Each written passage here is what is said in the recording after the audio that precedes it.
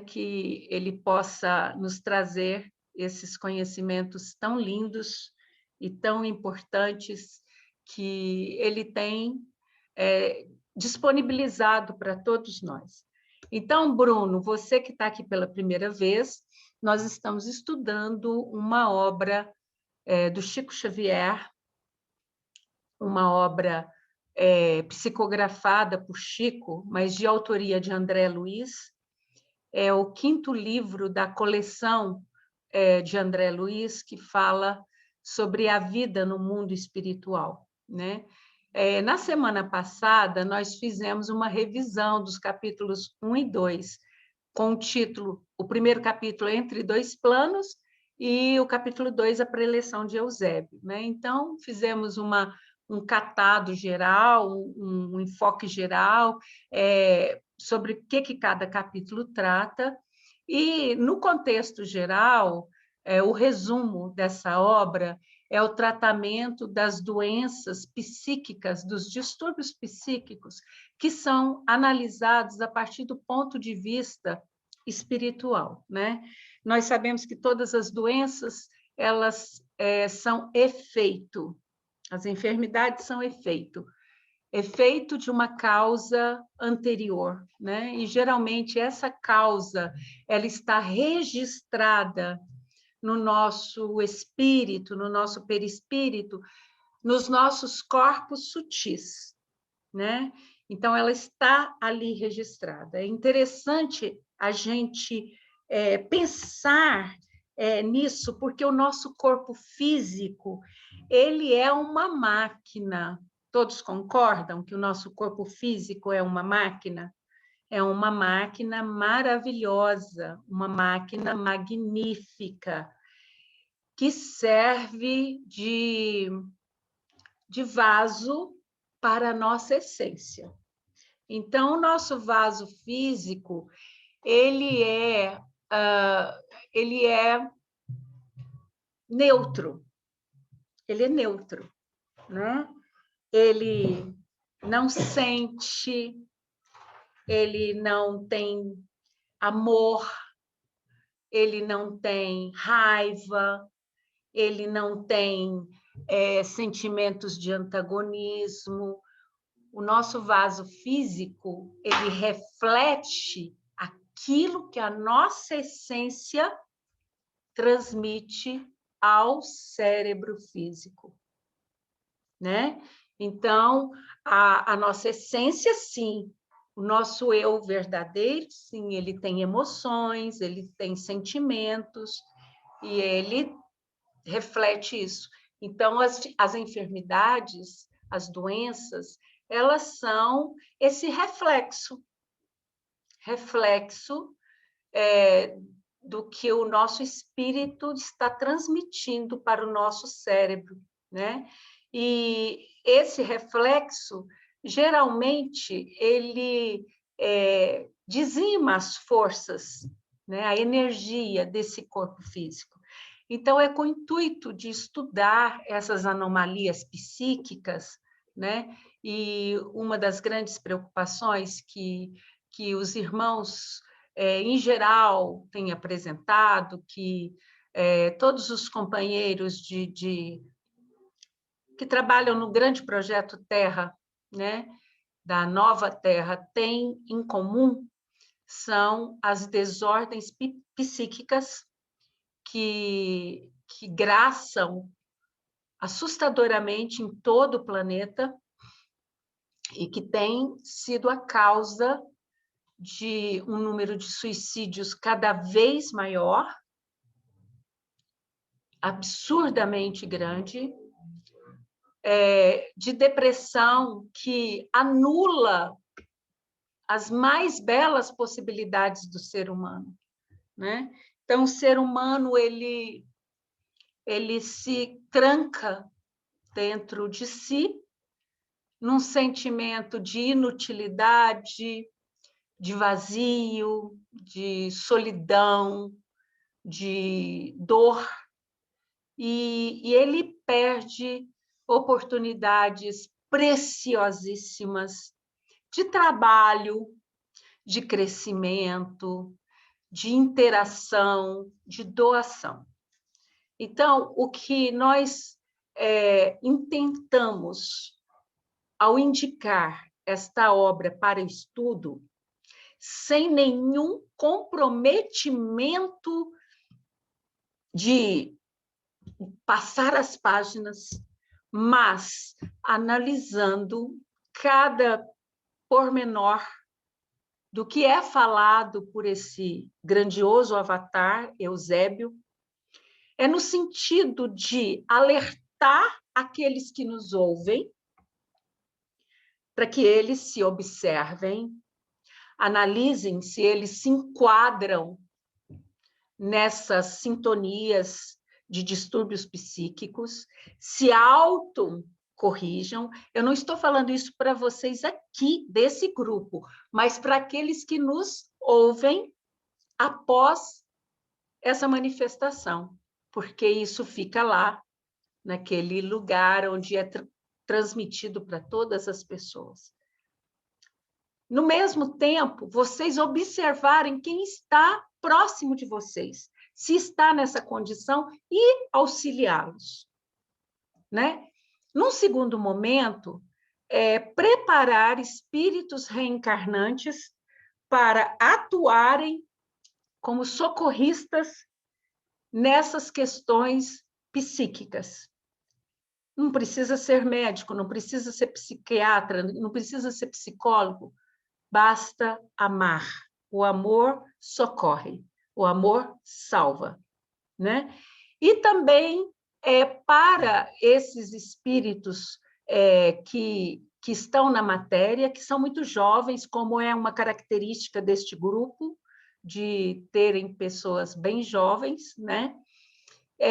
Que elas estão ainda nessa flor da idade e elas têm condições não só de auxiliarem a si e aos seus familiares, mas de se tornarem multiplicadores de todos os consolos, de todas as orientações, de todos os esclarecimentos que se fizerem necessários no sentido de auxiliar todos aqueles que buscam socorro, né? Esse é um momento propício, porque o planeta Terra é nítido isso. Isso não é nítido para os espiritistas. Isso não está nítido para os espiritualistas. Isso está nítido para a humanidade, que alguma coisa está acontecendo. Alguma coisa está diferente.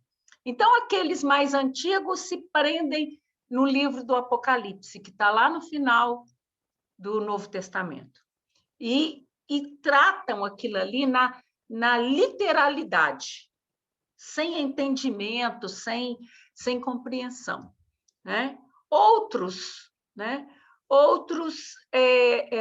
acham que o que está acontecendo é fruto de um progresso normal, desvairado, de um crescimento populacional descontrolado, e etc. e tal. Então, todas essas mortes, esses desencarnos gerados pela pandemia, para esse grupo de pessoas, é perfeitamente concebível, porque a Terra precisa equilibrar o seu número de habitantes, etc. Então, são outras conversas. Para nós outros, nós entendemos que tudo na criação divina, nós já estudamos isso de diferentes formas, tudo na criação divina passa por um processo evolucional. Cresce gradativamente. Um passo após o outro. Não se dá passos quânticos. Não se sai de uma categoria de planeta de provas e expiações e cai numa categoria de planeta regenerado que está na quinta dimensão. É um processo. É um túnel que você tem que passar. Lembra dos túneis que são narrados pelas pessoas que passam pela experiência de quase morte? Um túnel. Você está aqui na luz, tem um túnel, e do outro lado você vê a luz. E você tem que atravessar esse túnel, é inevitável.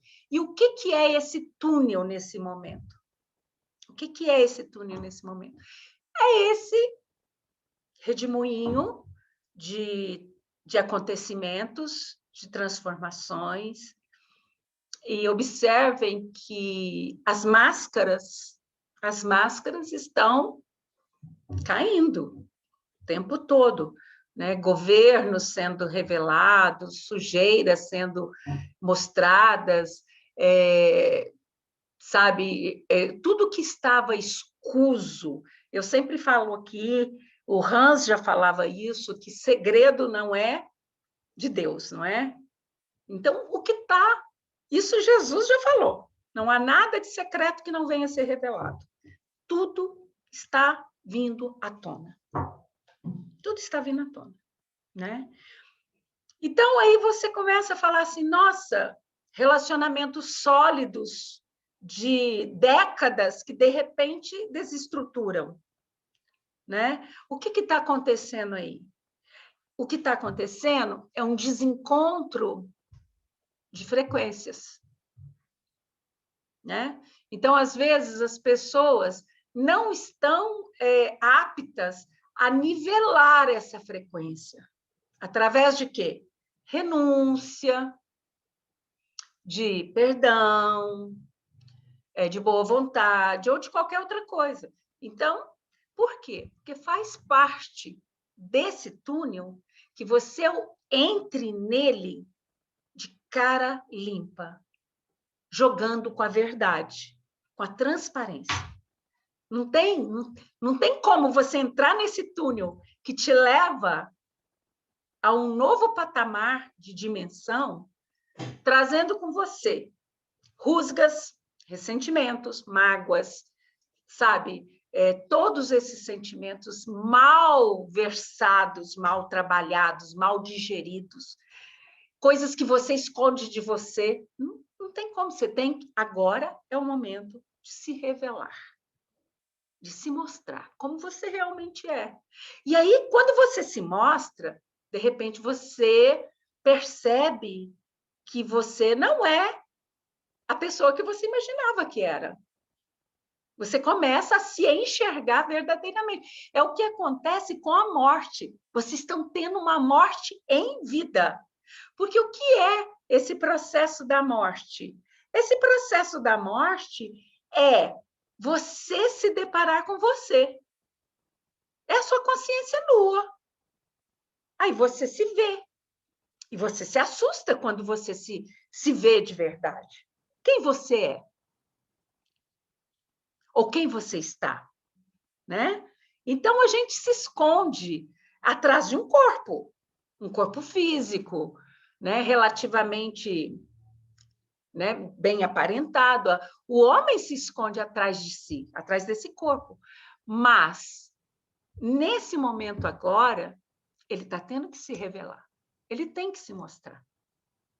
Então, onde estão acontecendo muitas revoluções. Essas revoluções, elas estão acontecendo de fora para dentro, vindo do planeta para o homem, e está acontecendo do homem para o planeta. E está acontecendo somente na Terra? Não. Não está. Está acontecendo com todo o sistema solar. Não existe um planeta que faz parte de um sistema. Esse sistema solar de vocês é um sistema grande. Geralmente, os sistemas solares são compostos de 3, 4 planetas. O sistema solar de vocês é um sistema solar grande. Vocês têm planetas que são quase que uma anã, como Júpiter, quase que uma anã branca.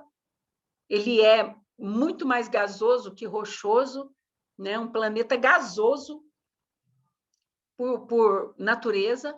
Então, vocês têm uma característica diferenciada. E vocês estão inseridos num quadrante da Via Láctea, em que, em torno de vocês, desse sistema solar, tem vários outros sistemas solares aqui, interagindo uns com os outros. Então, as mudanças que acontecem nesse sistema solar influem nesse quadrante, que, por conseguinte, influi na grande nuvem que o carrega, que é a Via Láctea. Então, vocês já entenderam que esse processo é um processo que é acompanhado de perto pelos construtores, né? E que ele segue um cronograma, um planejamento cósmico. Então, a partir do momento em que o planeta, o sistema solar, ele foi criado, já havia no planejamento dele o seguinte: olha, tantos bilhões de anos para a Terra se estruturar, resfriar, formar relevo, formar mares, etc. e tal, etc. Tantos milhões de anos. Tantos mil anos para ela passar por aquela fase de mundo primitivo para um mundo de provas e expiações. Tanto mil anos nesse formato de provas e expiações. Isso já estava cronometrado. Nós já sabíamos quando é que cada fase aconteceria. Agora, o que nós temos percebido é a grande preocupação de muitos que estão ainda na carne com o fim de tudo. Eu já falei aqui, vou repetir. Essa casa tem dono, e não é o homem. O homem é um hóspede mal educado, um hóspede ingrato, né? É um hóspede que foi recebido com todas as honras, ao qual lhe foi oferecido os melhores recursos do dono. O dono lhe deu o que tinha de melhor e ele desdenhou, jogou fora, destruiu, sujou a casa, maltratou, né? Então, nós precisamos reorganizar essa casa e entregar essa casa a novos hóspedes. Tá claro para vocês? Bom, o que vai ser feito desses hóspedes mal educados? Vamos levar eles para uma casa que está bagunçada, onde eles precisam organizar, porque lá eles vão estar num patamar de frequência igual, eles nem vão sentir a diferença. Eles vão trazer aquela sensação inata de um paraíso perdido que eventualmente é a Terra. Então, vamos levar esses hóspedes mal educados para lá. E os bons hóspedes? Aqueles hóspedes que, no começo, sujaram, bagunçaram, destruíram e tal, mas que depois reconheceram e começaram a cuidar da casa, e começaram a organizar, e começaram a falar para os outros fazer isso. O que nós vamos fazer com eles? Vamos deixar esses aqui, para eles ajudarem nesse processo de limpeza da casa. E quem serão os novos hóspedes? Os novos hóspedes serão aqueles que estão vindo de uma outra casa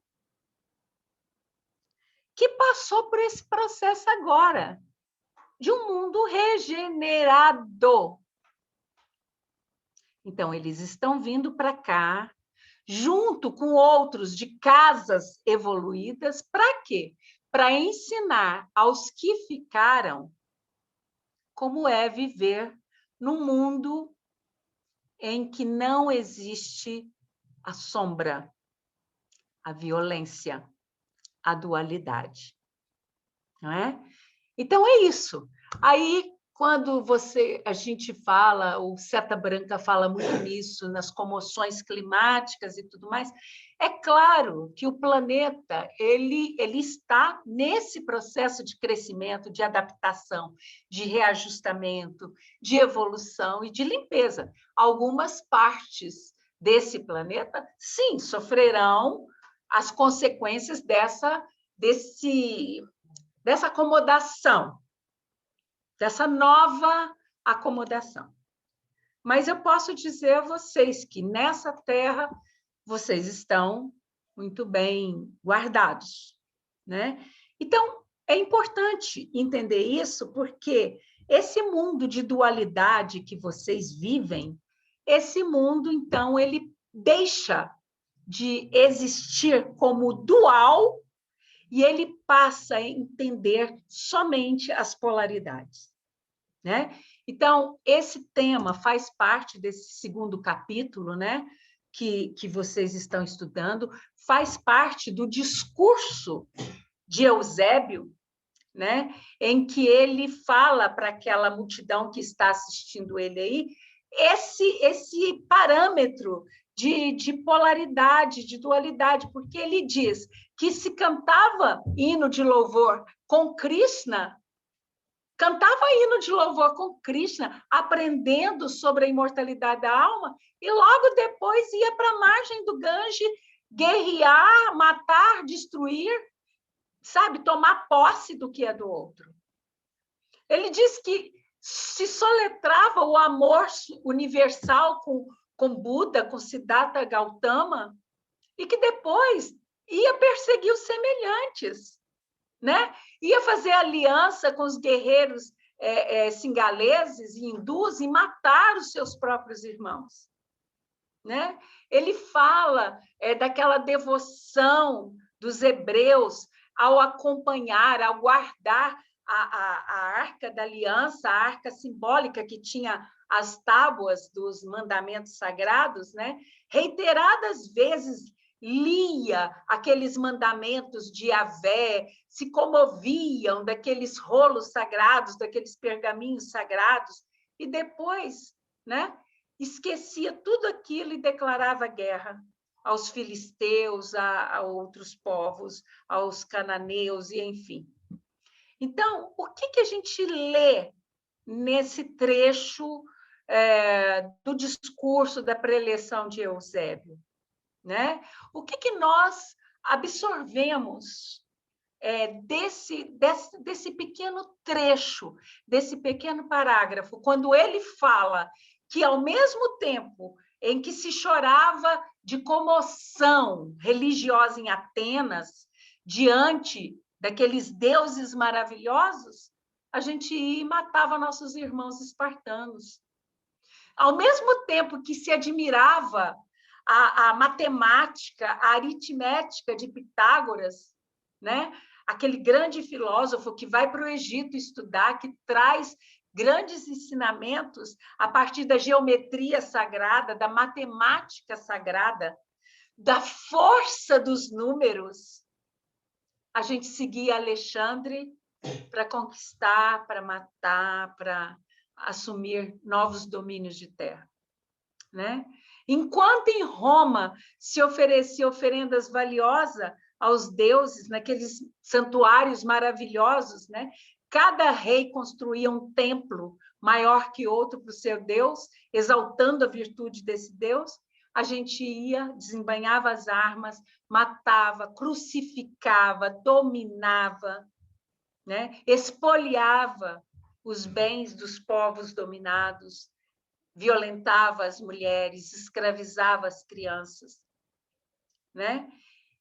E depois de Jesus? E depois da vinda do Cristo ao planeta, né? A atitude tem sido diferente? Tem sido diferente? Né? Aí Eusébio exclama: é por essa razão, pelo homem ainda viver nessa dualidade, que os celeiros de luz permanecem vazios. Por quê? Porque esse vendaval de paixões, né, que fulmina o coração dos homens, dos povos, ele passa rápido de um polo a outro, semeando destruição, semeando desentendimento, semeando ignorância, cegando as pessoas. Essa é a questão. E quando a gente se propôs a trazer um pouco de entendimento sobre essa diferença, o que nós pretendemos com isso? Nós pretendemos que vocês que nos ouvem saiam desse processo complexo de dualidade e passam a trabalhar a polaridade, que é diferente. Polaridade, né? Parar de acreditar em opostos, né? De trabalhar esses opostos e passar a trabalhar, né? A força da polaridade, porque essa força ela é diferente. Ela pode ser até oposta, mas ela não é inimiga, né?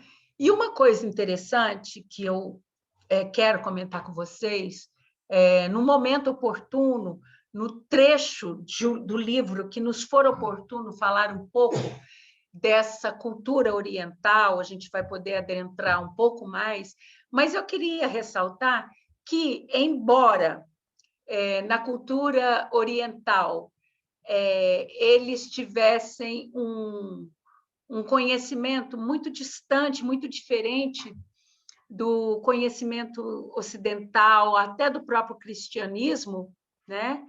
Eles vêm de uma cultura muito anterior, enquanto aquelas populações, né, que estavam ali, os semitas, cultuando inúmeros deuses nos desertos, nas suas cidades, eles já tinham um entendimento, naquele mesmo período de tempo, eles já tinham um entendimento de que o universo era regido por forças diferentes e até opostas, mas que essas forças não eram adversárias nem inimigas, eles já tinham esse entendimento. Eles já tinham o entendimento de que o universo tinha uma força invisível, uma força fundamental que mantinha tudo funcionando adequadamente, cada coisa no seu lugar. O sol não caía do céu, não é porque o deus Atom segurava ou o deus Ra o sustentava. O sol não caía do céu porque existem forças fundamentais que o sustentam no seu lugar, no seu espaço. Então, eles tinham esse entendimento, embora não tivesse o conhecimento científico que se tem hoje para entender a ação dessas 4 forças fundamentais, né?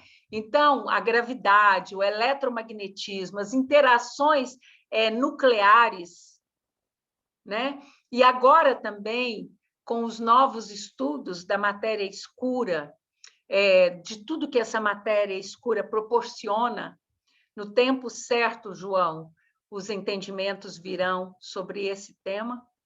Com tudo isso, hoje que a ciência revela, mas naquele tempo eles já tinham esse conhecimento empírico, de que alguma força invisível sustentava o universo, era uma força de sabedoria, era uma força superior. E não eram deuses, aqueles múltiplos deuses, né? Depois, sim, vão surgindo esses seres que vão se tornando relevantes. Então, aí a gente vê a história de Buda, um homem, né, que encontra a iluminação em vida. Aí eles veneram, eles tornam Buda assim, a sua referência de ser sagrado, de tornar-se um ser sagrado, ainda aqui na Terra, ainda em vida. Então, vem Krishna, vem Vishnu primeiro, né?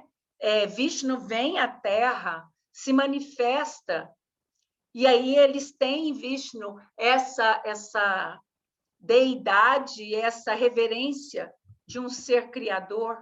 Aí vem Brahma, aí vem Krishna, aí vem Shiva, e aí vem essas forças da natureza reveladas na forma de deidades, mas com um conhecimento muito mais amplo acerca do universo e do seu funcionamento, né? Então, veja bem, eles já sabiam, e é isso que eu quero que vocês entendam, que o fogo e a água são vitais, embora sejam opostos. Que a umidade e o seco têm ações prestativas. Que a brisa e o vento são úteis em cada serviço a que são chamados. Ora, você precisa da brisa, ora é necessário o vento. Que a planície e que as montanhas, elas têm funções específicas. Que a luz e a escuridão têm serventia. Que o amor e o ódio contra a coisa certa e na medida certa vão servir. Que a vida e a morte têm lugar e utilidade certa no universo. Que a guerra e a paz têm inúmeras servidões. É muito complexo isso que eu estou falando para vocês, porque eu dizer que o amor e o ódio contra a coisa certa e na medida certa podem ter serventia, vai despertar muita curiosidade e muito questionamento. Mas vamos tentar entender onde nós queremos chegar. Um dia eu disse a vocês que a energia que permeia todo o universo, ela é neutra. Ela é neutra, né? E dei o exemplo da eletricidade. Então, a eletricidade, ela é uma força neutra. Se você usar a eletricidade para esse contato aqui eletrônico, ela é útil. Para fazer a iluminação artificial, ela é útil. Se você usar a eletricidade para manter os aparelhos de respiração artificial ligados, ela é útil. Manter os aparelhos que mantêm a vida física sustentada, né? Dependendo daquela eletricidade, ela é útil.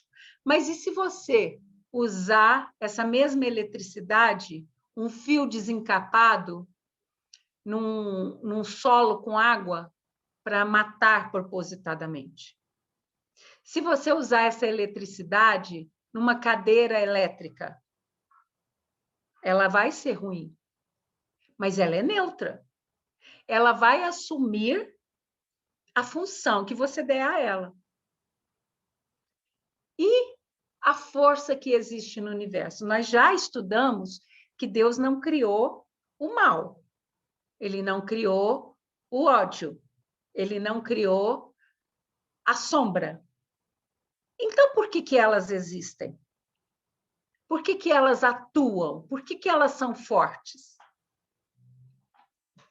Porque nós somos deuses. Nós somos seres co-criadores. E nós também criamos. E nós criamos realidades. Qual é a sua realidade? Você já parou para pensar nisso? Qual é a sua realidade? A sua realidade é a realidade de um lar cristão, é um lar com bons exemplos aos seus filhos, é um lar de trabalho honesto e dignificante, é um lar de aspectos morais relevantes. Essa é a sua realidade, você criou essa realidade. E você respira essa realidade. Agora, existem outras pessoas que criaram outras realidades. Mas e aquelas pessoas que não criaram a realidade do mal, mas que são vítimas dela. Cadê a justiça de Deus nesse caso? Eu não estou falando com seres que têm uma vida temporária, de 80, 85 anos. Eu estou falando com seres eternos, que têm múltiplas vidas paralelas. Lembra lá do começo da preleção de Eusébio, que ele fala que o cérebro humano não tem condições de suportar duas vidas paralelas, e que é por isso que ele não se recorda dos sonhos ou do desdobramento noturno. Quanto mais recordar que você tem várias vidas paralelas. Porque a sua vida passada, eu já falei isso inúmeras vezes, a sua vida anterior, ela ainda permanece, ela ainda está atuante. Você só mudou para um outro estágio dimensional. E aí, porventura, nesse estágio, você pode estar num processo de efeito de um distúrbio, de uma realidade infeliz que você criou numa dessas existências. Então, entendamos o seguinte: nada foge à lei divina. Nada, nada escapa. Nenhum pensamento, nenhum piscar de olhos. Nada escapa. Então, não há injustiça. Tudo está certo. Está tudo certo. Morreu um jovem de 18 anos. É triste quando o homem comum se depara com o desencarne de um jovem de 18 anos, seja por que motivo for, seja por que causa for. Né? É muito triste, porque todos pensam o seguinte: poxa, ele tinha a vida toda pela frente. Ele não tinha, ele tem a vida toda pela frente, ele tem.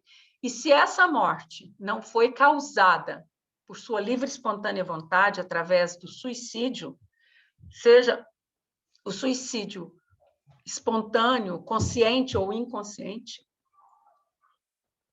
ele está simplesmente passando para uma dimensão superior, para um outro estágio em que ele não passe por essas realidades constrangedoras, né? Então, por exemplo, o fogo, ele é uma energia primordial, porque o fogo é a própria criação. Vamos entender o fogo como sendo o espírito, a vontade de Deus. O fogo é a vontade de Deus. E aqui na Terra, ele se manifesta de uma forma física, alimentado por combustão, né? Então, ele se manifesta de uma forma física. E o que esse fogo faz? Aonde que ele é dual? Ele aquece, ele cozinha os seus alimentos, ele ilumina, né? Ele te proporciona a produção do vapor, ele faz inúmeras coisas boas. Mas ele é o mesmo fogo que causa incêndios, destruição, carbonização de homens, de animais. Destruição é o mesmo fogo. Qual é a dualidade nesse elemento? Não existe dualidade. Não existe dualidade. Ele é neutro. O fogo é neutro, como a eletricidade. O homem é responsável pela sua má utilização. Ah, não, peraí. Aí tem uma coisa que não está funcionando bem. E se é um raio que caiu espontaneamente num determinado lugar e incendiou? Então, se eu estudar o karma coletivo daquela região, daquela população, eu vou entender que está tudo certo. Ah, mas caiu lá na floresta amazônica. Não tinha nem tribo de índio por perto. Por que que aquela região ali teve que ser incendiada? Ah, meus filhos, tudo está em evolução. O reino mineral, o reino vegetal, o reino animal. É um processo, né? Então, o fogo, ele não tem dualidade, ele é neutro. E a água? Esse fluido cósmico universal representado aqui na Terra em forma de um líquido. Aqui na Terra, a água se manifesta como um líquido, né? E em outras partes do universo também.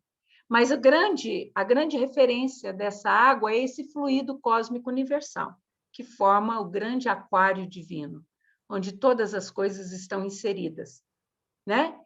Ela hidrata, ela deixa o solo úmido, ela traz vida, mas ela também é a mesma água que açoita, que afoga, que arrasta, que destrói com a força da natureza, que acaba com tudo que ela encontrar no caminho. Né? Então, é um elemento dual? Não. Ele traz em si a polaridade.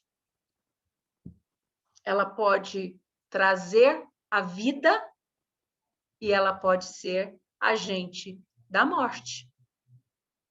E aí você fala, houve uma enchente em determinado rio e destruiu uma cidade. A culpa aqui é de Deus? Foi Deus que está castigando os homens? Ou será que isso aqui é uma ação predatória do homem, assoreando os rios, destruindo florestas, asfaltando todas as ruas, não permitindo que a água penetre para os lençóis freáticos, dando vazão no subsolo desses rios que são invisíveis a olho nu? Ação predatória, né? Enchentes. Aí vocês podem me dizer, né? Mas e os tsunamis? Que é involuntário, né? Que é consequência de um terremoto, de uma acomodação de uma placa tectônica. E o lugar onde ele destruiu? Karma coletivo. Né? Destrói-se uma ilha, como foi o caso do tsunami de 2004, onde algumas ilhas deixaram de existir para que possa existir novos mundos, novas vidas. Ah, mas morreram crianças inocentes.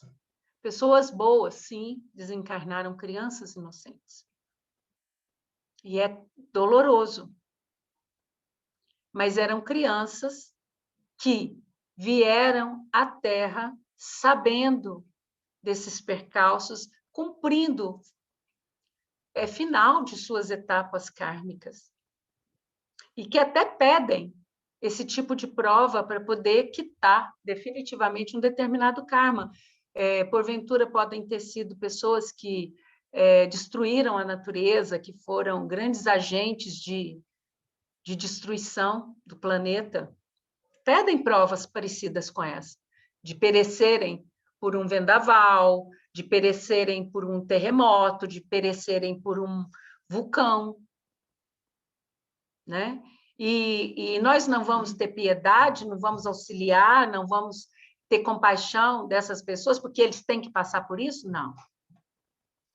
É necessário que haja o escândalo, que venha a dor. Mas ai por quem o escândalo venha. Ai de quem seja o causador da dor. Amar o próximo como a ti mesmo. Ter compaixão. Ajudar no que puder. Colaborar. Minimizar a dualidade. Minimizar a dualidade. É função de todo ser humano que está no processo de evolução. O ar. O sopro divino. A vida. Esse ar que enche os pulmões de oxigênio. E em todo o ar que você respira, tem pouco mais que 20% de oxigênio. E é esse pouco oxigênio que te permite viver, que regula a sua temperatura, que regula a temperatura do planeta, que equilibra o clima. E você nem se dá conta que você está respirando aí, que você está enchendo seus pulmões. E é por isso que é importante esse trabalho de conscientização da respiração, que nós pedimos ao nosso aparelho que consultasse nosso irmão para poder ensinar vocês em 5 minutinhos. Ele pudesse ensinar vocês. Porque para vocês terem consciência do quão precioso é esse bem. Né? Do quão precioso é esse bem. Mas esse mesmo bem, ele é neutro. Ele é neutro. E aí ele forma vendavais, furacões, ciclones e destrói tudo à sua frente. O mesmo ar que te leva a um passeio de balão, que te leva a um voo livre nesses instrumentos dos jovens aí, é o mesmo ar que causa todas essas destruições. E por que que hoje em dia tem 80%, 90% mais de furacões e vendavais e tufões e esse tipo de coisa do que tinha antigamente? Por um simples motivo: o aquecimento do planeta. Causado por quem? Por Deus. Deus é que causou o aquecimento do planeta. Deus é que está lá cavando com enxada o buraco de ozônio. Ninguém mais fala do buraco de ozônio.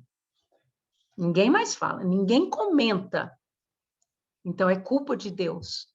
E aí, todos os anos, nas temporadas, né, aí, lamentáveis de furacões, de tufões, de vendavais, né, dessas categorias cada vez mais elevadas, né, na classificação desses elementos, né, ninguém fala da sua responsabilidade diante desses acontecimentos.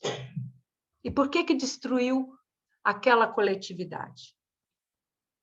Por quê? Porque karma coletivo.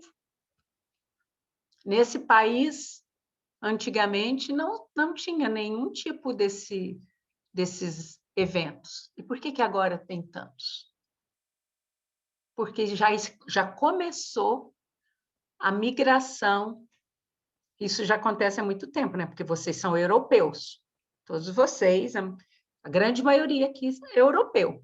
Alguns aqui meso-americanos, outros norte-americanos, mas a grande maioria reencarnada nesse país são de indo-europeus, né?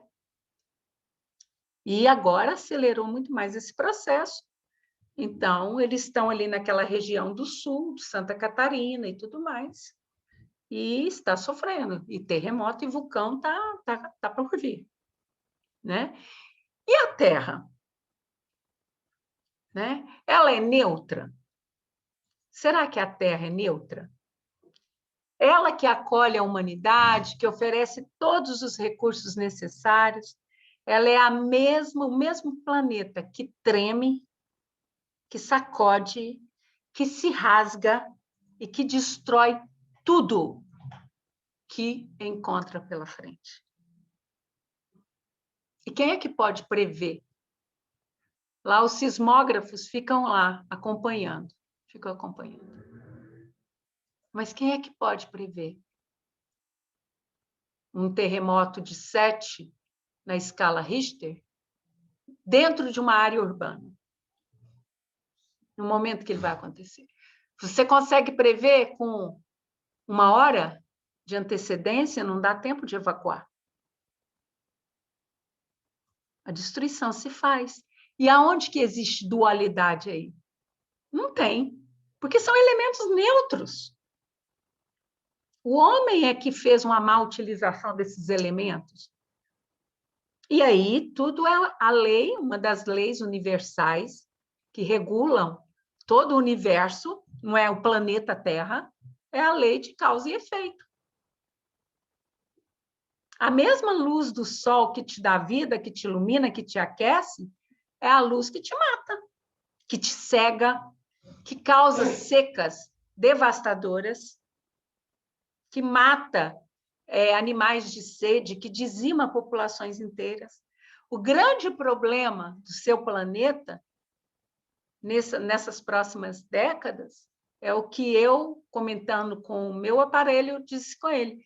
Chama-se êxodo climático. Êxodo climático. E agora, grandes massas de populações, muitas pelo desencarne, farão esse êxodo, como eu acabei de citar agora, né? O caso de grandes massas vindo reencarnar ali naquela região sulista do Brasil, mas não só o êxodo de desencarnados, êxodo de encarnados, que vão largar partes do planeta onde ou só tem secas terríveis, ou então grandes nevascas, e observem o clima norte-americano, por exemplo. Os períodos de inverno estão cada vez mais rigorosos. E observe as secas em todas as partes do planeta. Na Austrália, em todos os cantos, nesse país, cada vez mais rigorosas. Né? Vocês já não têm mais 4 estações definidas. Isso se deve a essa rotação que está mais acelerada do que os seus cientistas admitem, né? E que está causando todo esse distúrbio, né? Essa mescla. Então, isso que eu comento com vocês, de que são forças diferentes ou forças opostas, mas que não são forças adversárias, não são forças inimigas, né? É preciso que o homem traga em si a sabedoria. Todas essas forças, elas têm o poder, né, de contribuir para o funcionamento harmônico do universo. Desde que elas manifestem o lado bom, o lado da luz. Então, qual é a resposta dessas forças quando elas são trabalhadas na sua polaridade elevada? Né? É construção, é harmonia. Não é destruição. Não há destruição. Então, observem comigo. O dia não guerreia com a noite. Eles se mesclam, eles se abraçam. E eles são necessários, porque a fotossíntese só vai acontecer num determinado período do dia, que é o quê? A noite. Né? A vida tem o que acontece durante a luz do sol e o que acontece à noite. A água, ela não provoca guerra com fogo para provar quem é mais forte. Quem é mais poderoso? É o fogo ou é a água? Quem tem mais poder? É a água, porque a água é vida. A água pode te matar. A luz não vive em guerra com a escuridão. O doce não cria problema com o amargo. A lua não tem problema com o sol. O verão não tem problema com o inverno. Onde que está o problema? Vida e morte não são coisas opostas. Qual é o oposto? Qual é o oposto da morte? É a vida? É o nascer. Sempre. A morte não existe. Não existe. Parem de sofrer pela morte. Parem de sofrer com medo da morte, seja a sua, seja do seu parente, seja do seu amigo, porque a morte não existe. A morte existe para aquele que não tem consciência. Aí sim, aquele que está apegado a bens materiais, a bens emocionais, porque tem isso, né? O apego a bens emocionais. Meu marido é meu, minha esposa é minha, meu filho é meu. Isso é apego. Mas aquele que não tem apego, não tem peleja, não tem dualidade. Nasci, vamos atravessar esse túnel da vida. Morri. Vamos para a próxima etapa. E é isso. Olha o que Allan Kardec abre a sua obra. Nascer, morrer, renascer, morrer. Tal é a lei. O mais triste de ver entre os espiritistas é espírita com medo da morte. Então, não existe dualidade para aquele que está no caminho, no processo do seu crescimento, da sua evolução. E Eusébio quis mostrar isso para aquelas pessoas, para aqueles que estavam ali ouvindo ele, para que elas pudessem refletir. Porque você vê o seguinte, você conhece as meninas casadoiras aqui, as moças solteiras, conhecem um rapazoilo aí e se enchem de amores por ele e de entusiasmo. E aí, num determinado momento, acontece alguma coisa e imediatamente, em vez do amor, vem o sentimento de quê? De ódio. Ué, então não era amor. Né? Ou você permitiu que esse amor adoecesse. Acorda. A intenção do Eusébio aqui é te mostrar assim, tudo bem, você afastou, houve uma dissensão, mas não permita que o ódio incorra. Porque você só está adoecendo o amor e lá na frente você vai ter que resolver essa realidade que você está criando agora. Porque você está criando uma realidade de quê? Antagonismo, de dualidade. Então, quando a gente se torna um pouquinho sábio, o outro te magoou, o outro te feriu, o outro te roubou o emprego, te roubou o projeto, te aprontou. Reaja, porque você não tem que ficar sem reagir. Busque a justiça humana para te defender no que for necessário. Reaja com dignidade. Você tem que responder, você tem que mostrar que você está atento. O que você não pode fazer? É permitir que a sua indignação, que a sua desilusão, que a sua decepção com a determinada situação se transforme em dualidade. Em ódio, em ressentimento, em raiva. É isso que eu quero que vocês pensem. Né? Eu ainda tenho alguns minutos. Então, prestem atenção. Agora eu vou falar uma coisa que vai criar muita reflexão. A paz é uma condição espiritual desejável. Ela é tão desejável que Jesus, ele ofereceu a paz dele. Eu vos dou a paz, eu vos deixo a minha paz. E por que a gente não está em paz? Ele deixou a paz dele. A paz dele está aqui, ó, à minha volta. Está esparramada aqui. A paz de Jesus está aqui. E por que eu não estou sentindo essa paz? Porque eu estou dentro de uma redoma invisível, é um vidro que eu coloquei em volta de mim, que é a realidade que eu criei para mim. Dentro dessa realidade não tem paz.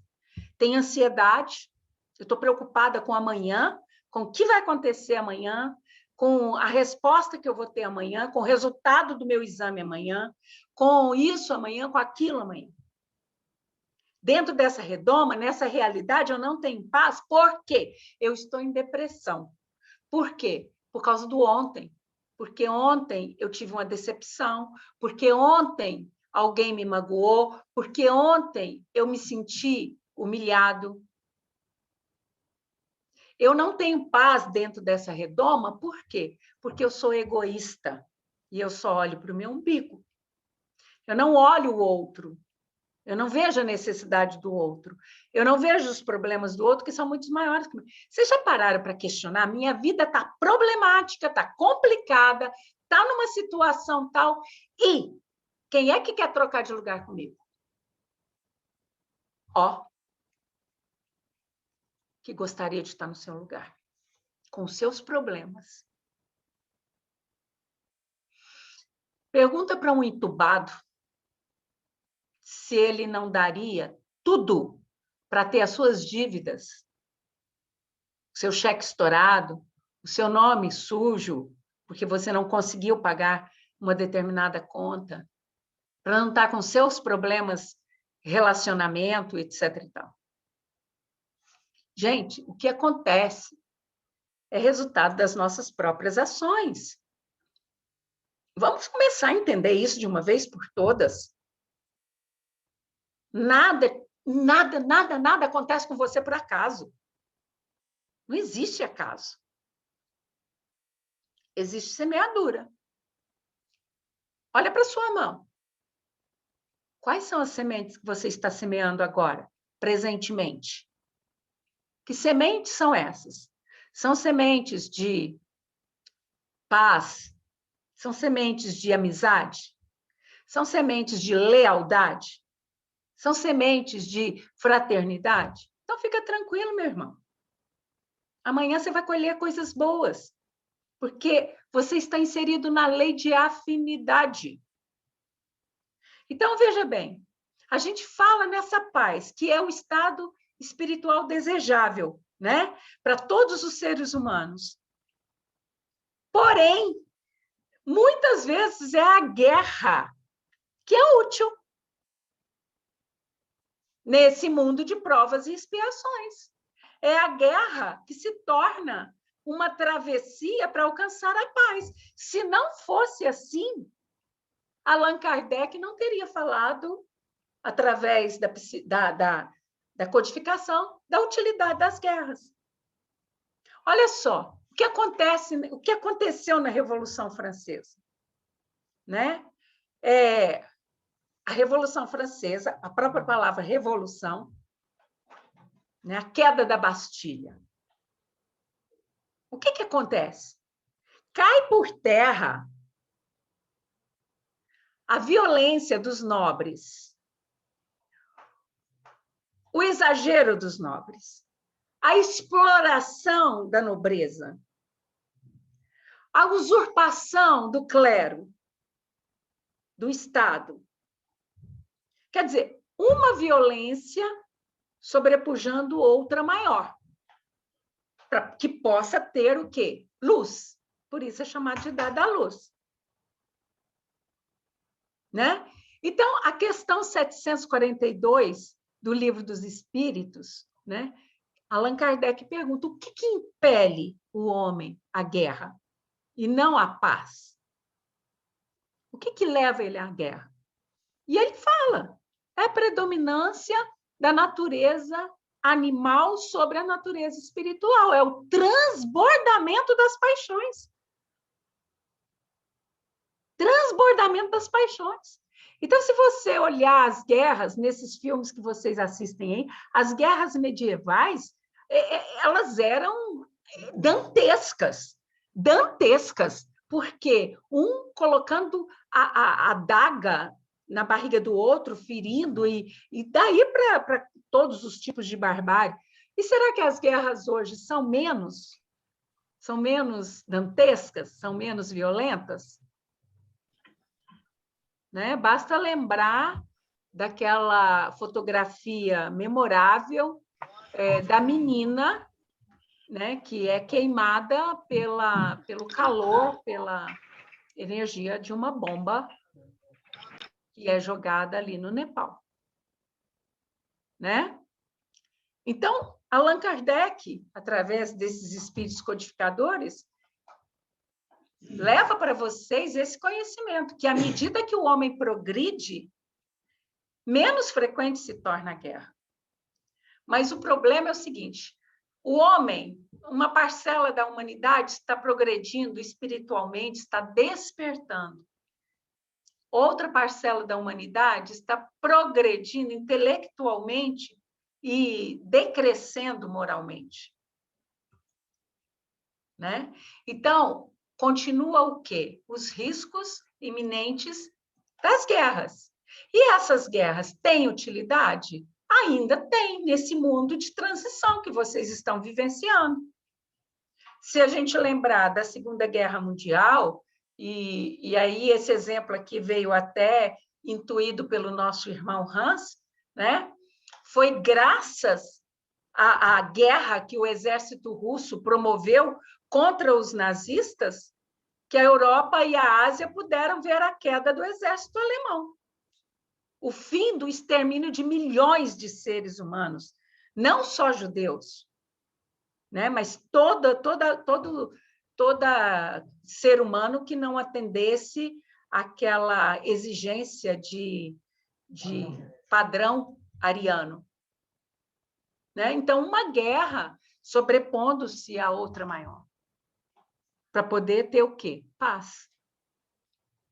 Agora, eu quero que vocês façam comigo, para a gente terminar o estudo dessa noite, uma breve reflexão. Nessa questão 742, né, no final dela, os espíritos dizem a Kardec que, à medida que o homem progride, menos frequente se torna a guerra. E eu quero que vocês reflitam comigo. Primeiro, o homem está evitando as causas que podem gerar as guerras? Por exemplo, eu vejo todos os embates que acontecem no plano das ideias. E eu vejo as consequências, né, de uma pseudo-guerra fria, e eu falo pseudo porque no momento futuro nós vamos falar sobre isso, e agora essa guerra comercial que existe entre duas grandes potências. Recentemente, vocês viveram a iminência de uma terceira grande guerra, com as ações impensadas de um tirano, né? Um tirano louco, um tirano ególatra, né? E dois loucos disputando, quer dizer, se não fossem forças muito agindo ali, neutralizando as armas nucleares, né? Vocês já devem ter ouvido falar nisso, que as armas foram desligadas, né?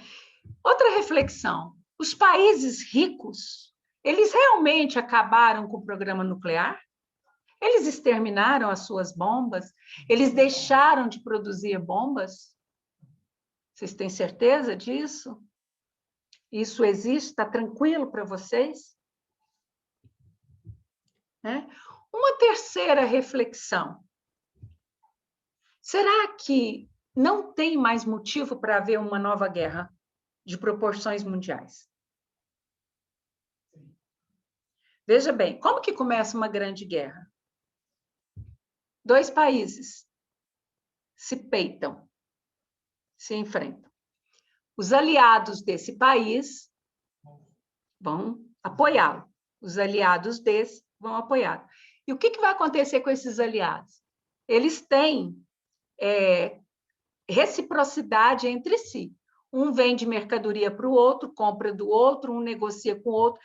Há uma interdependência econômica. Mas esses países estão defendendo esse aliado, esses países estão defendendo o outro. Vai criar aí uma ruptura.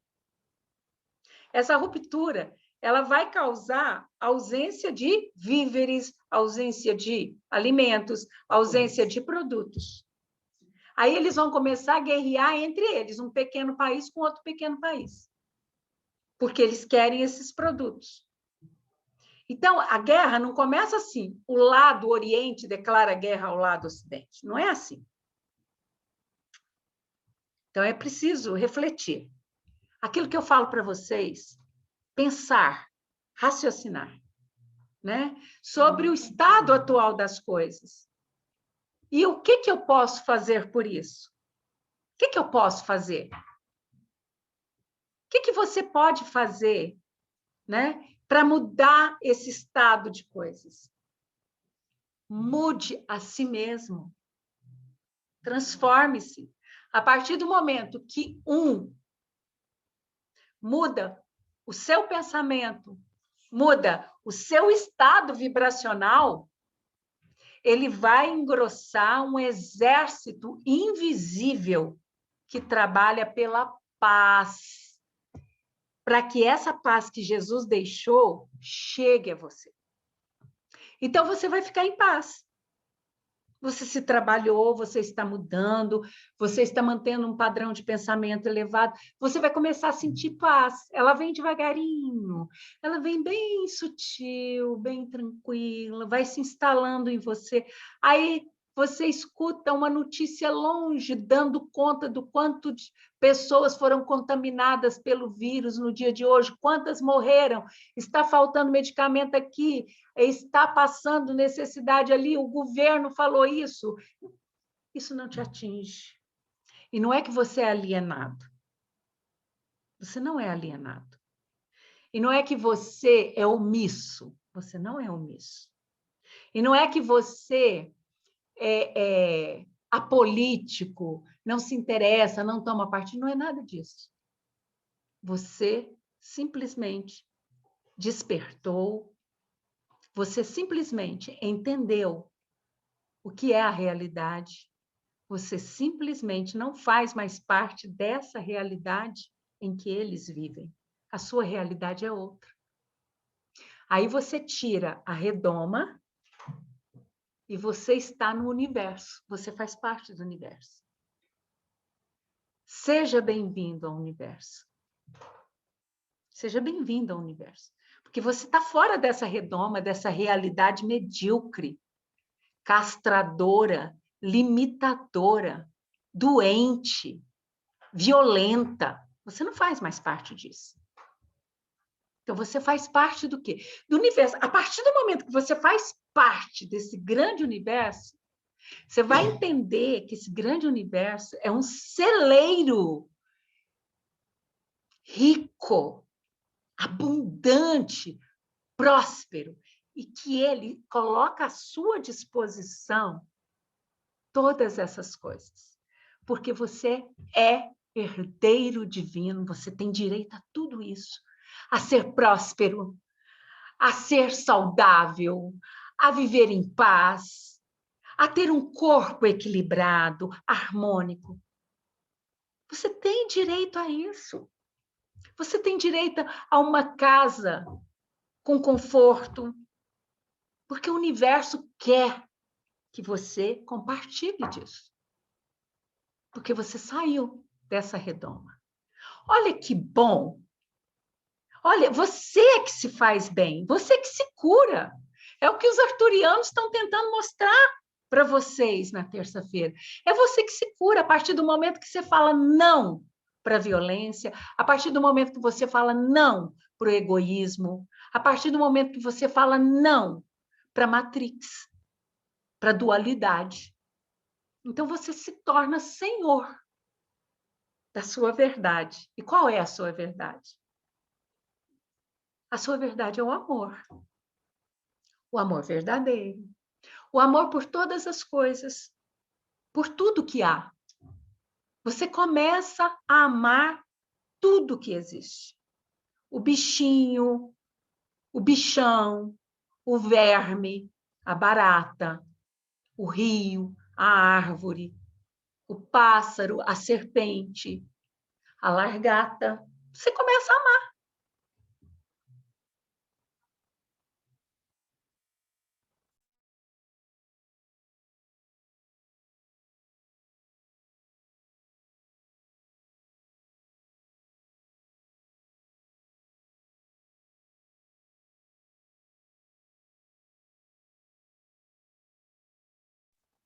Pronto, vocês estão me ouvindo? É porque eu devo ter apertado qualquer coisa aqui, né?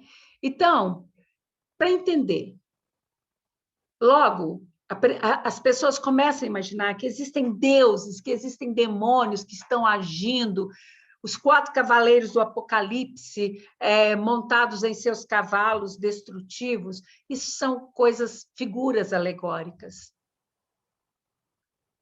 né? O que as seitas, as religiões, os sacerdotes não perceberam ainda, né? O que eles ainda não aprenderam é que tudo, ou quase tudo, né, está designada a um ciclo, a roda da fortuna, né? A um ciclo de começo e fim, exceto o que é eterno. Você é eterno. Você é eterno, você não tem fim, você é perene.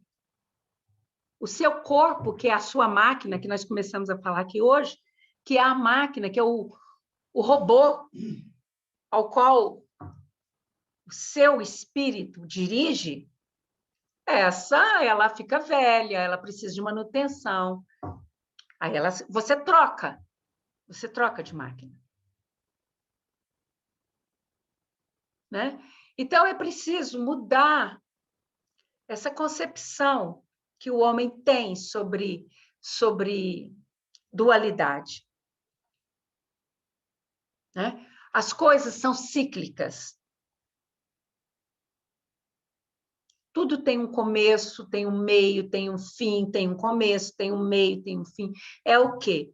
A eterna renovação, a eterna formação, transformação, o eterno começar. Todo final de ciclo é o início de uma nova etapa. Todo final de ciclo é o início de uma nova etapa. A vida é uma grande dádiva.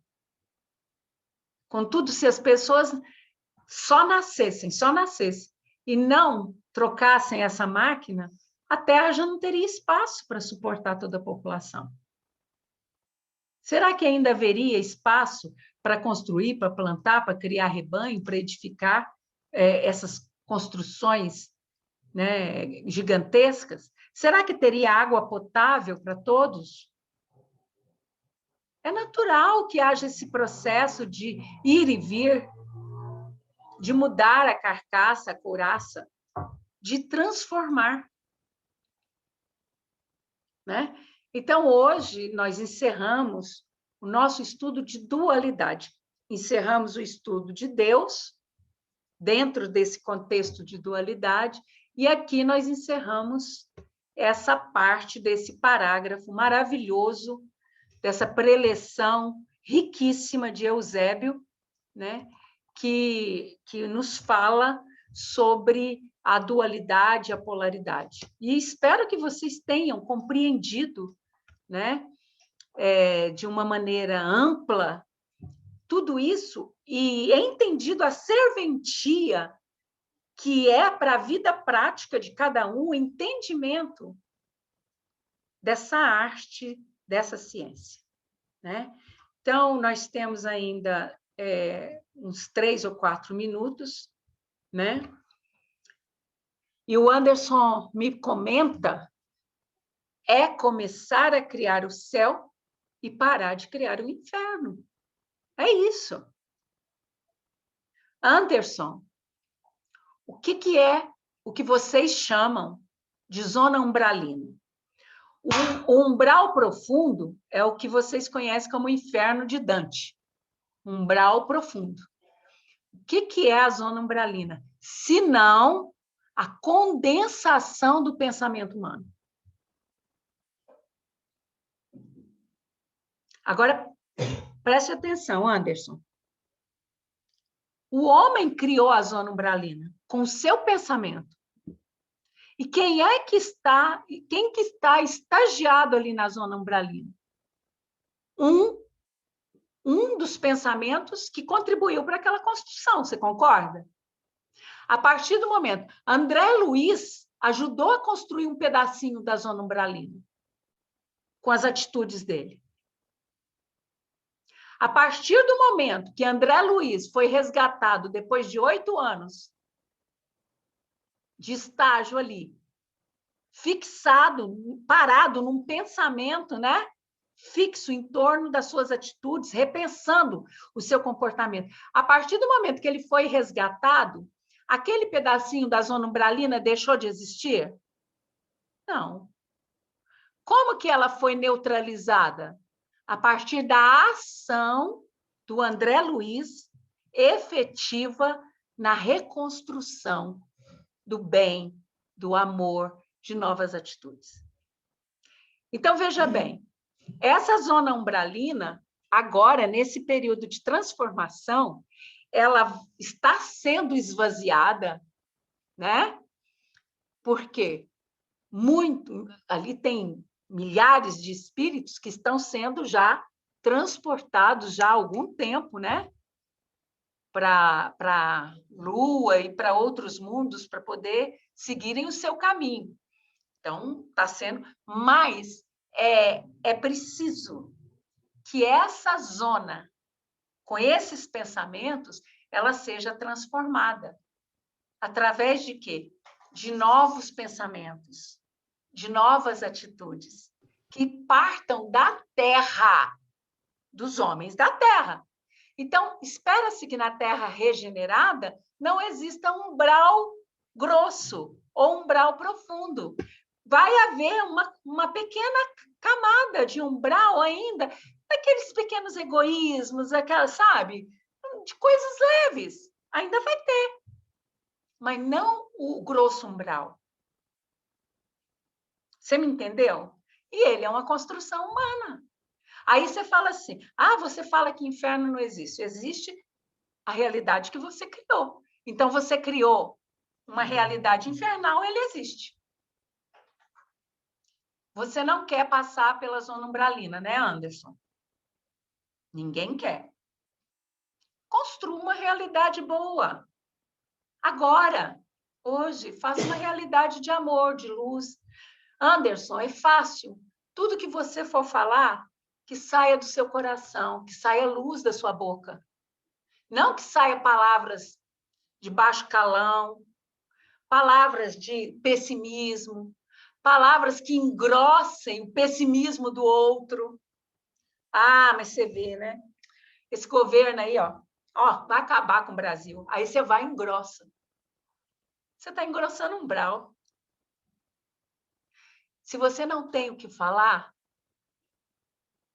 fique calado. Ouça. Você tem 2 ouvidos. Às vezes a pessoa precisa falar. Ela precisa falar. Você escuta. Aí no final você fala assim, pois é, né? Vamos orar para que Deus nos ajude a passar por isso com tranquilidade. Pronto, acabou. É mudar a forma como a gente age. É o que eu falo para vocês não precisam sair do mundo de vocês para transformar o mundo.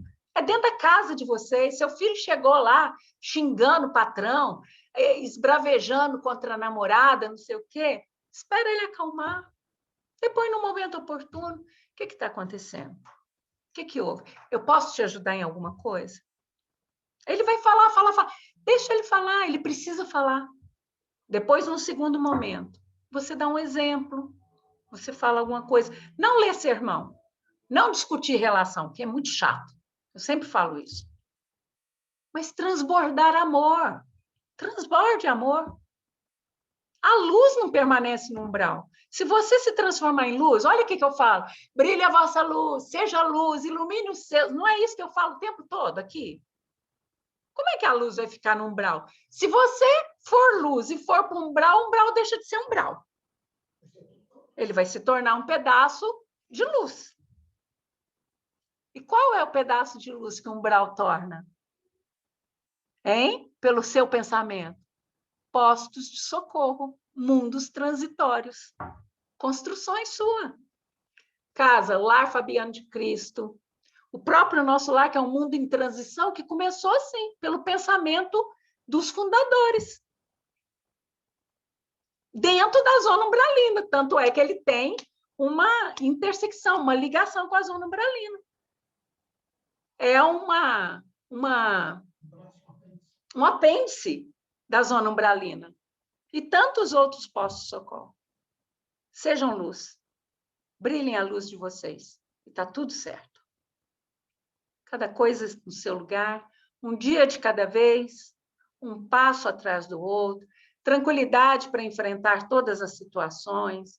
Aqueles que fazem justiça, eles serão justiçados pela lei divina, não é pela sua mão, não é pelo seu desejo de vingança. O que é seu está guardado para você, virá para você no momento certo. O que está acontecendo com você não é castigo, é efeito.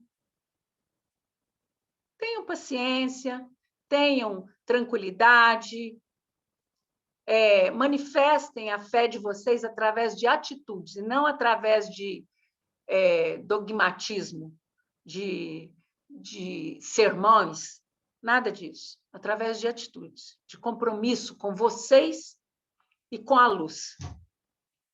Câmbio final.